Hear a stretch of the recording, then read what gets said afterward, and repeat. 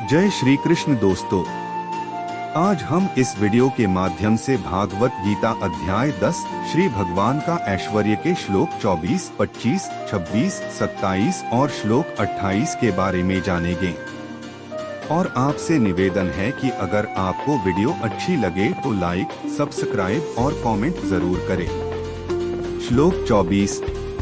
पुरोधसा च मुख्य मां विद्धि पार्थ बृहस्पति सेनानी नाम स्कंदः सरसामस्मि सागरः। अर्थ, पुरोहितों में मुखिया बृहस्पति मुझको जान। हे पार्थ, मैं सेनापतियों में स्कंद और जलाशयों में समुद्र हूँ। व्याख्या। इस श्लोक में श्री कृष्ण 3 प्रमुख विषयों पर अपनी उपस्थिति और सर्वोच्चता को प्रकट करते हैं। पुरोधाओं में बृहस्पति। पुरोहित या पुरोधा वह व्यक्ति होता है जो धार्मिक कर्मकांडों का नेतृत्व करता है। श्री कृष्ण कहते हैं कि पुरोहितों में बृहस्पति देवताओं के गुरु को उनका प्रतिनिधि समझा जाए। बृहस्पति को विद्या, धर्म और ज्ञान का प्रतीक माना जाता है। उनका नाम लेते हुए श्री कृष्ण बताते हैं कि वह ज्ञान और धर्म के मूल स्रोत हैं। सेनानियों में स्कंद। स्कंद, जिन्हें कार्तिकेय या मुरुगन के नाम से भी जाना जाता है, युद्ध के देवता और देवताओं के सेनापति हैं। युद्ध में विजय और सामरिक कौशल के प्रतीक के रूप में स्कंद श्री कृष्ण की शक्ति और पराक्रम का प्रतीक हैं। श्री कृष्ण यह समझाना चाहते हैं कि सेना में जो सबसे प्रमुख और वीर है, वह स्वयं उनका अंश है। जलाशयों में सागर। सागर या महासागर सभी जलाशयों में सबसे विशाल और गहरा है। यह संपूर्णता और गहराई का प्रतीक है। श्री कृष्ण यह कहते हैं कि समस्त जलाशयों में सबसे बड़ा और शक्तिशाली सागर उनकी महिमा को दर्शाता है। सार। श्री कृष्ण इस श्लोक में अर्जुन को यह सिखा रहे हैं कि वे सृष्टि के हर महत्वपूर्ण और महानतम तत्व में विद्यमान हैं। उनका ऐश्वर्य और महिमा इस पूरे ब्रह्मांड के श्रेष्ठतम रूपों के माध्यम से प्रकट होती है।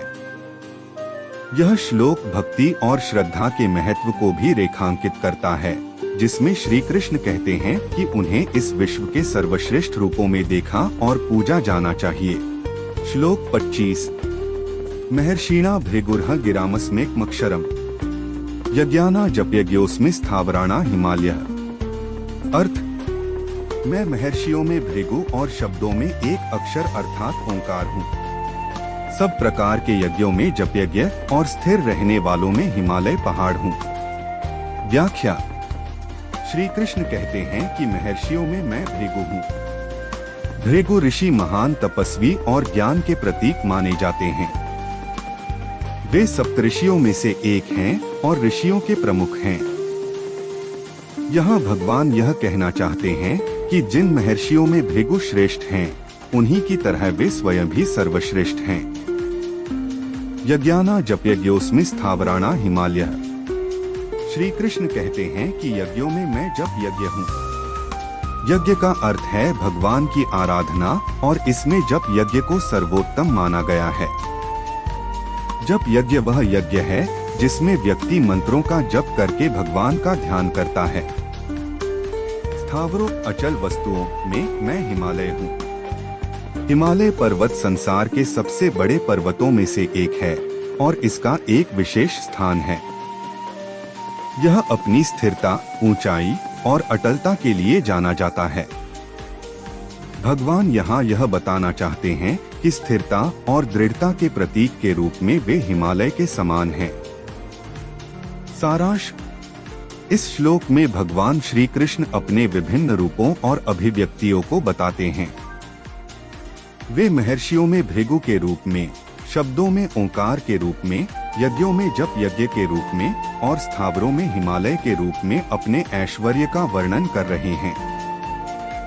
इस श्लोक का उद्देश्य भक्तों को यह समझाना है कि भगवान हर श्रेष्ठता में समाहित हैं और जो कुछ भी महान और उत्कृष्ट है वह भगवान का ही रूप है। श्लोक 26। अश्वत्थः सर्ववृक्षाणा देवर्षिणा च नारदः गंधर्वाणा चित्ररथः सिद्धाना कपिलो मुनियः। अर्थ: मैं सब वृक्षों में पीपल का वृक्ष, देवर्षियों में नारद मुनि, गंधर्वों में चित्ररथ और सिद्धों में कपिल मुनि हूँ। व्याख्या: इस श्लोक में भगवान श्री कृष्ण अपने ऐश्वर्य और विभूतियों का वर्णन कर रहे हैं। वे कहते हैं कि वे विभिन्न क्षेत्रों में श्रेष्ठ और महान तत्वों के रूप में प्रकट होते हैं। इस श्लोक में उन्होंने 4 विभिन्न क्षेत्रों में अपनी सर्वोच्चता को प्रकट किया है। अश्वत्थ सर्ववृक्षाणां, सभी वृक्षों में मैं पीपल अश्वत्थ वृक्ष हूँ। पीपल का वृक्ष भारतीय संस्कृति में अत्यंत पवित्र माना जाता है। इसे अमर वृक्ष के रूप में भी देखा जाता है और यह जीवन, स्थिरता और ईश्वर के प्रतीक के रूप में पूजनीय है। भगवान कहते हैं कि सभी वृक्षों में मैं इस वृक्ष के रूप में प्रकट होता हूँ, जो सबसे पवित्र और पूजनीय है। देवर्षिणा नारदः, सभी देव ऋषियों में मैं नारद हूँ। नारद मुनि को देवताओं के ऋषि के रूप में जाना जाता है, जो ब्रह्मा जी के मानस पुत्र और भगवान विष्णु के परम भक्त हैं। वे सर्वत्र भ्रमण करते हुए भगवत भक्ति का प्रचार करते हैं। नारद जी ज्ञान, भक्ति और संगीत के प्रतीक हैं और भगवान का संदेश विभिन्न लोकों में पहुंचाते हैं। भगवान श्री कृष्ण कहते हैं कि वे नारद मुनि के रूप में प्रकट होते हैं, जो देवर्षियों में सर्वोत्तम हैं। गंधर्वाणा चित्ररथ है, सभी गंधर्वों में मैं चित्ररथ हूँ। चित्ररथ गंधर्वों के राजा हैं, जो अपने सुंदर संगीत और कला के लिए प्रसिद्ध हैं। गंधर्व देवताओं के संगीतज्ञ होते हैं और उनके राजा के रूप में चित्ररथ को माना जाता है। भगवान कहते हैं कि सभी गंधर्वों में मैं चित्ररथ के रूप में हूँ, जो कला और संगीत में श्रेष्ठ हैं।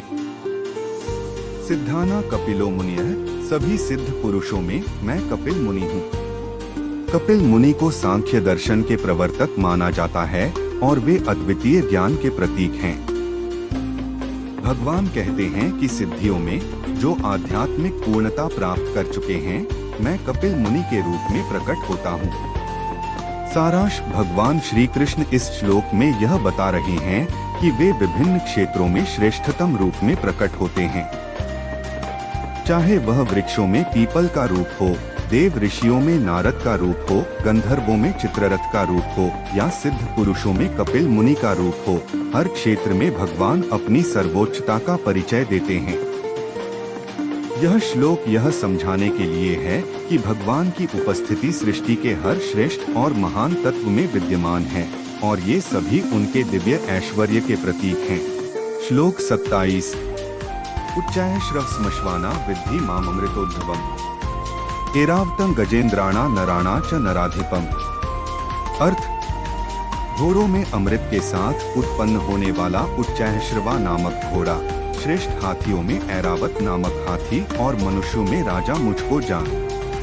व्याख्या: उच्चैःश्रवस, यह एक बहुत ही प्रसिद्ध और अद्भुत घोड़ा है, जिसका नाम उच्चैःश्रवस है।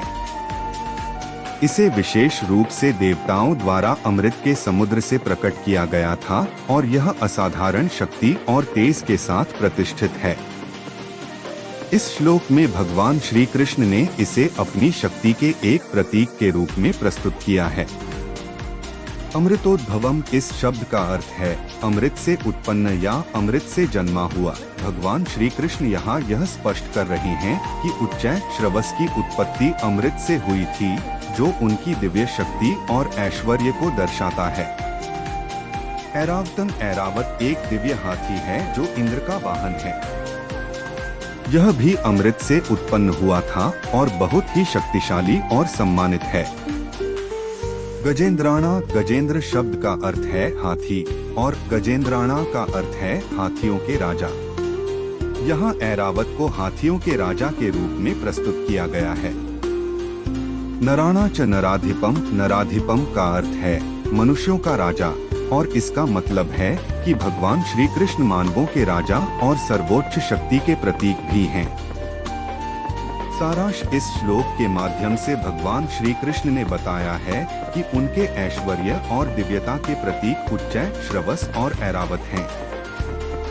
उच्चैश्रवस जैसे महान घोड़े और ऐरावत जैसे महान हाथी उनकी अनंत शक्ति और महानता के प्रतीक हैं। इस प्रकार भगवान श्री कृष्ण स्वयं को इन दिव्य प्रतीकों के रूप में प्रस्तुत करके अपनी महत्ता और प्रभाव को प्रकट कर रहे हैं।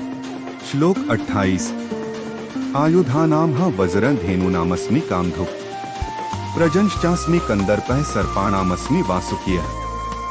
अर्थ, मैं शस्त्रों में वज्र और गौओं में कामधेनु हूँ। शास्त्रोक्त रीति से संतान की उत्पत्ति का हेतु कामदेव हूँ और सर्पों में सर्पराज वासुकी हूँ। व्याख्या। इस श्लोक में भगवान श्री कृष्ण अपने ऐश्वर्य का वर्णन करते हुए विभिन्न वस्तुओं और जीवों में अपनी उपस्थिति को दर्शाते हैं। आयुधानाम वज्रं, आयुधों में मैं वज्र हूँ। वज्र एक अत्यंत शक्तिशाली अस्त्र है जो इंद्रदेव का प्रमुख हथियार है। इस उदाहरण के माध्यम से भगवान बता रहे हैं कि शक्तिशाली अस्त्रों में वे स्वयं वज्र के रूप में उपस्थित हैं, अर्थात सबसे अधिक प्रभावशाली और बलवान अस्त्र में उनकी शक्ति विद्यमान है। धेनुनामस्मि कामधुक्, गायों में मैं कामधेनु हूँ। कामधेनु एक दिव्य गाय है जो अपनी अद्भुत शक्ति के कारण किसी भी प्रकार की इच्छा पूरी कर सकती है। भगवान श्री कृष्ण ने गायों में स्वयं को कामधेनु के रूप में प्रस्तुत किया है, जिसका मतलब है कि वे सभी इच्छाओं की पूर्ति करने वाली शक्ति के रूप में विद्यमान हैं। प्रजंश्चास्मि कंदर्पः, संतान उत्पन्न करने वालों में मैं कंदर्प हूँ। कंदर्प या मन्मथ प्रेम और आकर्षण का देवता है। यह श्लोक यह संकेत करता है कि प्रेम और आकर्षण की शक्ति में भगवान स्वयं कंदर्प के रूप में विद्यमान हैं, जिससे संतान उत्पन्न की इच्छा और प्रेम की भावना व्यक्त होती है। सर्पाणामस्मि वासुकियः, सर्पों में मैं वासुकी हूँ। वासुकी एक प्रमुख नाग है। सर्पों में वासुकी का उल्लेख करके भगवान श्री कृष्ण यह दर्शाते हैं कि सर्पों के संसार में उनकी उपस्थिति वासुकी के रूप में है, जो अत्यधिक बलवान और प्रभावशाली नाग हैं। इस प्रकार इस श्लोक के माध्यम से भगवान श्री कृष्ण ने विभिन्न आयामों में अपनी उपस्थिति और ऐश्वर्य को प्रकट किया है।